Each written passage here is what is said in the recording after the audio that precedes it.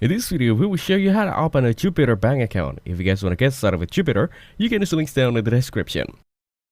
To open a bank account, choose a bank suits your needs and visit its website or branch. Gather the required documents like ID proof, address proof, and passport-sized photos. Then, fill out the application form with personal details and submit it along with the documents. Some banks require an initial deposit to activate the account. Complete the Know Your Customer KYC process, which may include biometric verification. If applying online, upload documents and verify via video KYC if needed. Once approved, you'll receive account details and can start transactions. Activate online banking for easy account management.